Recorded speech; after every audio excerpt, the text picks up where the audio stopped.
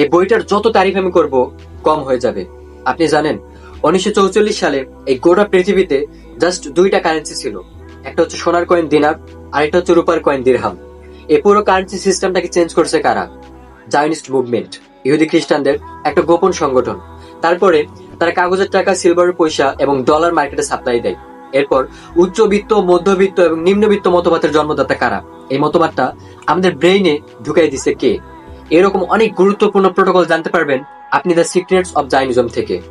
এরপরে অ্যান্টিসেমিটিজম কাকে বলে এবং অ্যান্টিসেমাইট কি? ইহুদিদের বিরুদ্ধে যে কোনো ধরনের মতবাদ পোষণ করাকেই অ্যান্টিসেমিটিজম বলা হয়। আর যেই ব্যক্তি এই মতবাদ পোষণ করবে তাকে বলা হয় অ্যান্টিসেমাইট। আপনি তাদের বিরুদ্ধে কি মতবাদ পোষণ করতেছেন সেটা ধর্তব্য না, সত্য বলতেছেন নাকি মিথ্যা বলতেছেন সেটাও ধর্তব্য না।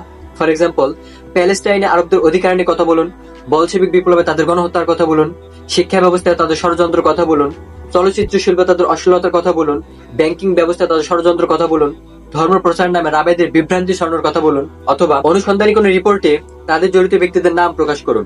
তবে মনে রাখুন, এই কাজগুলোর মধ্যে একটা কাজ আপনি করছেন, তখনই আপনার উপর তারা চাপিয়ে দিবে অ্যান্টিসেমাইট লেভেল। এরকম অনেক গুরুত্বপূর্ণ সেন্সিটিভ প্রোটোকল গুলো জানতে হলে আপনাকে দ্য সিক্রেটস অফ জায়নিজম পড়তে হবে।